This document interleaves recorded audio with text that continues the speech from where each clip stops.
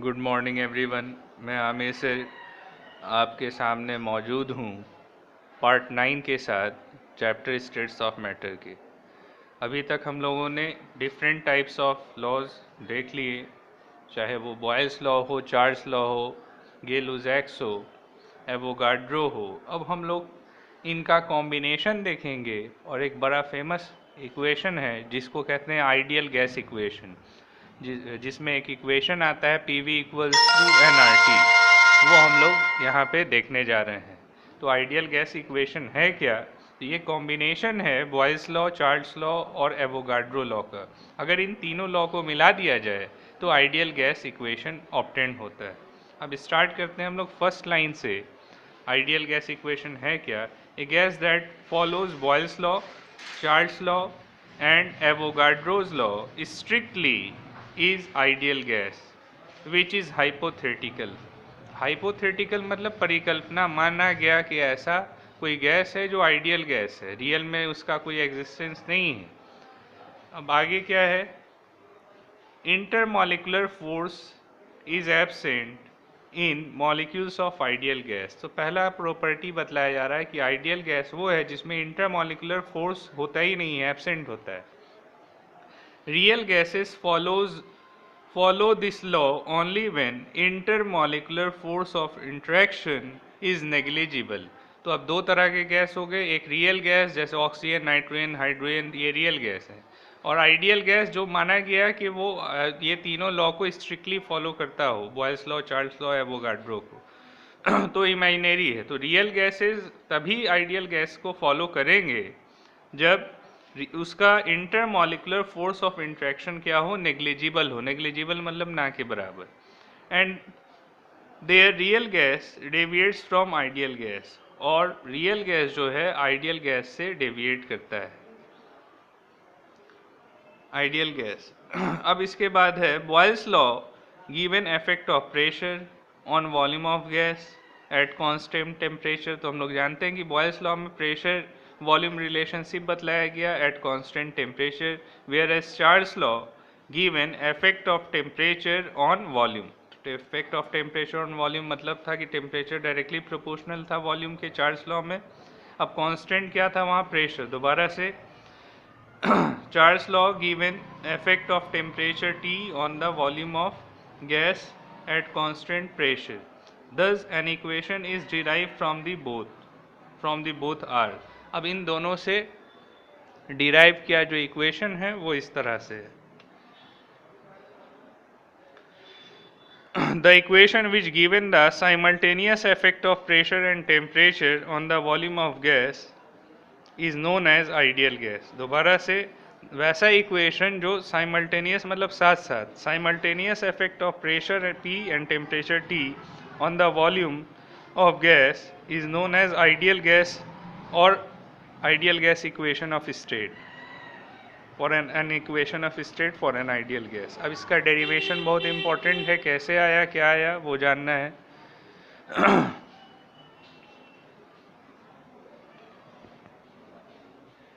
अब डेरिवेशन देख लीजिए। तो डेरिवेशन कैसे होगा? By combining B for Boyle, C for Charles, A for Avogadro, BCA law. BCA मतलब बॉयल्स, चार्ल्स और एवोगाड्रो। तो by combining BCA law we can derive directly the ideal gas law as.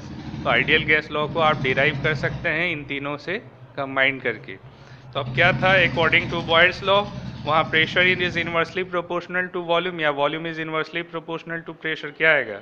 V proportional to 1/P। क्या constant था? तो at constant temperature and number of moles या amount of substance, ये equation 1 मान लिया गया। फिर उसी तरह according to Charles law volume का डायरेक्ट रिलेशन था टेम्परेचर के साथ। अब यहाँ भी वॉल्यूम लिया गया, लेफ्ट हैंड साइड कॉमन, यहाँ भी वॉल्यूम लिया जा रहा है कंपेयर करने के लिए लेफ्ट हैंड साइड।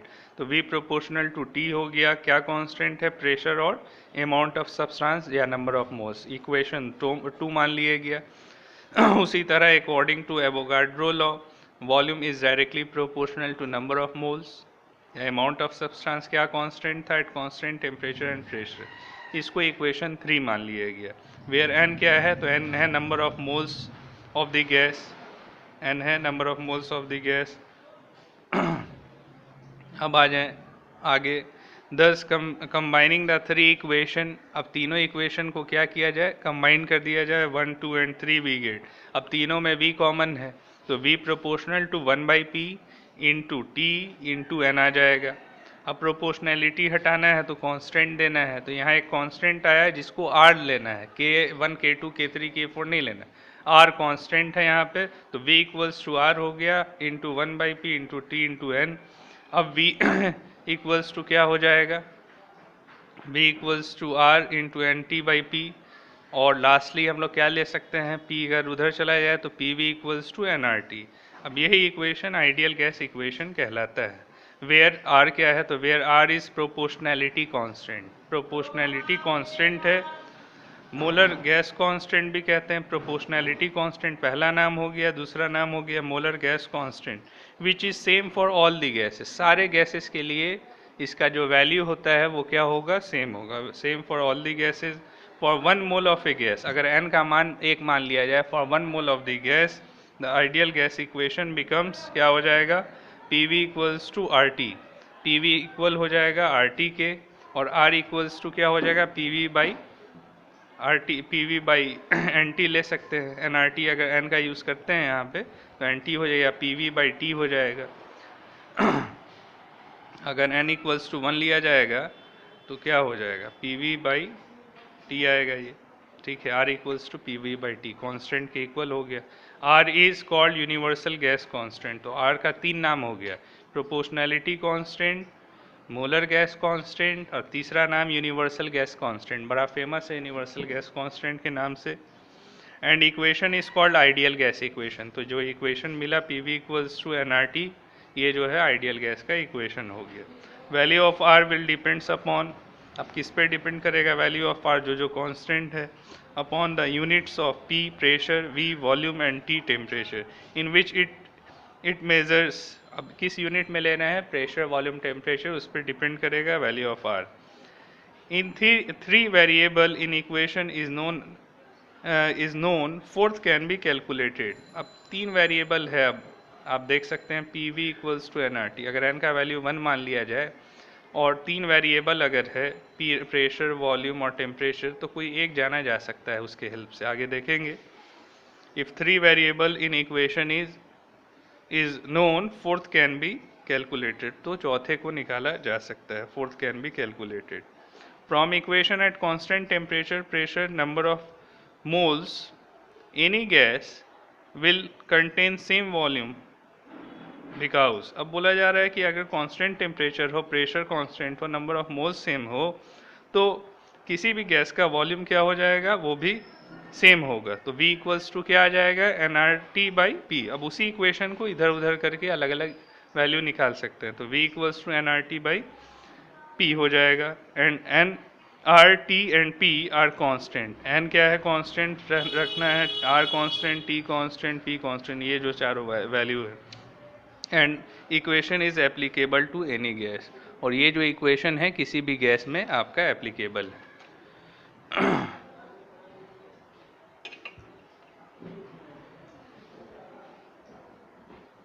अब आ जाते हैं कि एट एस टी पी पता है, standard temperature pressure, temperature 273 kelvin, pressure 180 M या 760 mm जिस यूनिट में लें।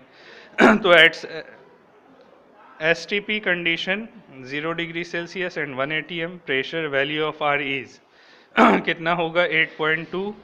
अब 2 वैल्यू भी ले सकते हैं, 8.2 × 10⁻², litre ATM per kelvin per मोल, ये आर का वैल्यू है, litre ATM per kelvin per मोल इसका यूनिट हो गया। या 8.314 जूल पर केल्विन पर मोल। तो अब आर का वैल्यू जो है निकाला जा सकता है, उसको कैलकुलेट करके यहाँ पे बतलाया गया कि सारा वैल्यू लीजिएगा। प्रेशर का 10⁻³ पास्कल, वॉल्यूम ले लिया गया 22.7 मीटर क्यूब में, नंबर ऑफ मोल्स 1 ले ले, टेम्परेचर 273 ले ले। तो therefore ideal gas equation is relationship between 4 variable and it's describe the state of any gas, therefore called equation of state. इसीलिए किसी भी स्टेट को, किसी भी गैस की स्टेट को बतला सकता है, इसीलिए इसको इक्वेशन ऑफ स्टेट भी कहा जाता है।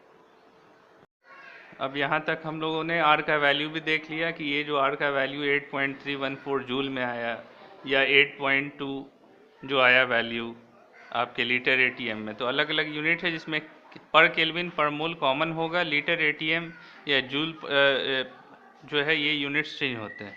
उसी तरह जो आर का ये वैल्यू आया है ये पास्कल मीटर क्यूब पर मोल पर केल्विन पर मोल में आया है, तो पास्कल में लिया गया वैल्यू है। तो अब इसका डिटेल आगे देखेंगे हम लोग। अब एक रिलेशन है जो प्रूफ करने के लिए आता है कि proof of P1V1/T1 equals to P2V2/T2 combined gas law, इसको कंबाइंड गैस लॉ कहते हैं। P V equals to NRT को आइडियल गैस इक्वेशन कहा जाता है। तो अब ये जो है ये कैसे आया, तो अब इसका बहुत डिटेल प्रूफ करने की ज़रूरत नहीं है, बस हम लोगों को जानना है, ये फॉर्मूला याद रखना है कि P1V1/T1 इक्वल्स टू होता है P2V2/T2। अब न्यूमेरिकल बनाने में इसका यूज़ होगा, कोई गैस दिया हुआ है, उसका एक्सपेंशन हो गया, दूसरे कंटेनर में डाला, तो बतलाइए कि फर्दर वैल्यू क्या होगा। तो वहाँ पे हम लोग कैलकुलेट करेंगे इसको निकालने का तरीका यही है कि आप क्या करें कि इसको कंपेयर कर सकते हैं। अब जैसे अल्टरनेट मेथड जो है for proof of ideal gas law, वो आइडियल गैस लॉ है जिसको गैस लॉ कहते हैं। P1V1/T1 इक्वल्स टू P2V2/T2, ये आइडियल गैस लॉ है। अब PV इक्वल्स टू एनआरटी क्या है, आइडियल गैस इक्वेशन है, यही फर्क है। तो प्रूफ में क्या है कि हम लोग जानते हैं कि PV/T इक्वल्स टू क्या है, कांस्टेंट है, जानते हैं PV इक्वल्स टू एनआरटी होता है, PV इक्वल्स टू एनआरटी होता है आपका। अब क्या कर सकते हैं, N इक्वल्स टू अगर 1 ले लिया जाए तो यहाँ पे क्या आएगा, R इक्वल्स टू क्या हो जाएगा, PV/T ही आएगा, देख चुके हैं पहले भी। तो PV/T कांस्टेंट है, तो मान लिया जाए कोई एक गैस का कांस्टेंट है, तो इसको कंपेयर, क्योंकि PV/T कांस्टेंट है तो इसको एक दूसरे गैस के कांस्टेंट से कंपेयर किया जा सकता है।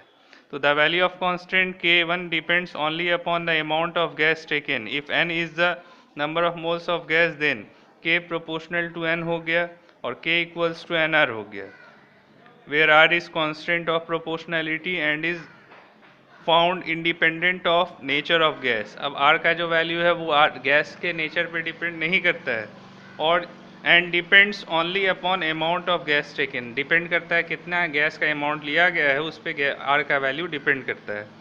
अब आखिरी में आ जाए, for 1 mole of any gas the value of R is same, hence R is called universal gas constant. अब 1 मोल किसी भी गैस का लिया जाएगा तो उसके लिए R का वैल्यू कांस्टेंट आएगा, सेम आएगा, इसीलिए इसको यूनिवर्सल गैस कांस्टेंट भी कहा जाता है।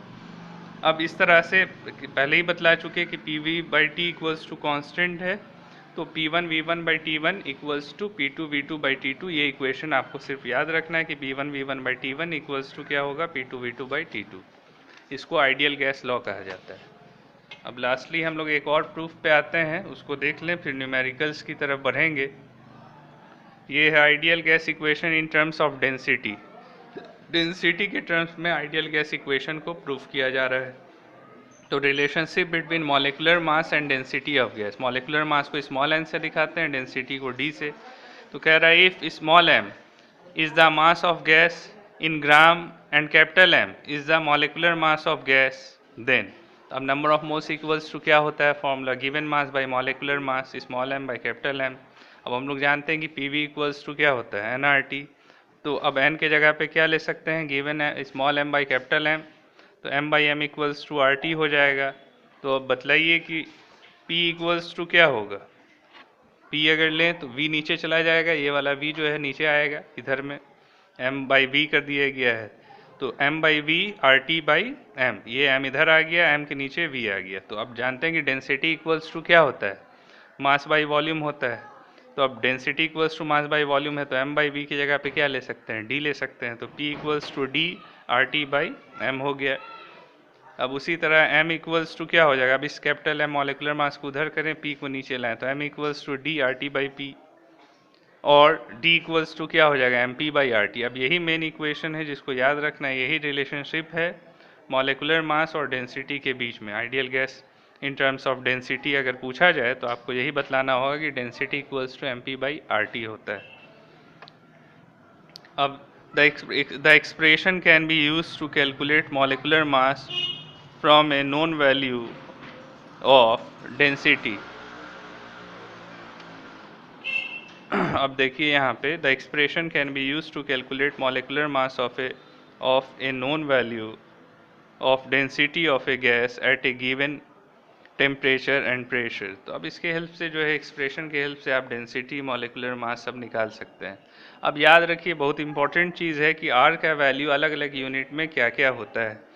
तो अब यहाँ पे यूनिट ऑफ प्रेशर एटीएम में है, atmospheric pressure ATM dice centimetre cube, unit of volume है लीटर और डेसीमीटर क्यूब एक ही होता है, या सेंटीमीटर क्यूब में लिया गया है। तो वैल्यू ऑफ आर क्या होगा? तो अब यहाँ पे याद रखना है कि वैल्यू ऑफ आर 0.0821। अब किस यूनिट में है? तो एटीएम पर केल्विन पर मोल में, या डेसीमीटर क्यूब ले लेगा तो 0.0821 decimetre cube per kelvin per मोल। अब एटीएम की जगह डेसीमीटर क्यूब ले लिया गया, वैल्यू ऑलमोस्ट सेम है 0.0821 एटीएम पर केल्विन पर मोल सब में कॉमन होगा। अब देखिए सेंटीमीटर क्यूब में अगर रहे तो कैसे लेंगे? तो आर का वैल्यू होगा 82.1 centimeter cube ATM per kelvin per mole, centimeter cube ATM per kelvin per mole. या अर्ग में लिया जाए, यूनिट है प्रेशर का, तो ये आएगा 8.31 इंटू 10⁻⁷ अर्ग पर केल्विन पर मोल, या 1.987 कैलोरी में कैलोरी पर केल्विन पर मोल। तो ये आर का अलग अलग यूनिट है। अब इसमें पहला वाला जो है ये आपको याद रखना है, एटीएम पर केल्विन पर मोल, ये ज़्यादा इम्पोर्टेंट है, आता रहता है। ऐसे वैल्यू क्वेश्चंस में एग्ज़ाम्स वगैरह में दिए जाते हैं आर के। और देख लीजिए वैल्यू आर का और क्या वैल्यू हो सकता है। तो आर का वैल्यू हो जाएगा 8.314 जूल में, जूल पर केल्विन पर मोल। कब? जब यूनिट ऑफ प्रेशर लिया गया न्यूटन पर मीटर स्क्वायर और पास्कल। अगर प्रेशर का यूनिट न्यूटन पर मीटर स्क्वायर या पास्कल में है तब हम आर का वैल्यू क्या लेंगे, और वॉल्यूम का यूनिट है मीटर क्यूब में, तो आर का वैल्यू होगा 8.314 जूल पर केल्विन पर मोल। आपको ये मेन फोकस करना है कि आर का वैल्यू किस यूनिट में है, जूल में। उसी तरह से अगर किलो पास्कल में kPa डेसीमीटर क्यूब में लिया जाए तो आर का वैल्यू होगा 8.314 kelvin pascal decimeter cube per kelvin per mole, kilo pascal decimeter cube per kelvin per मोल।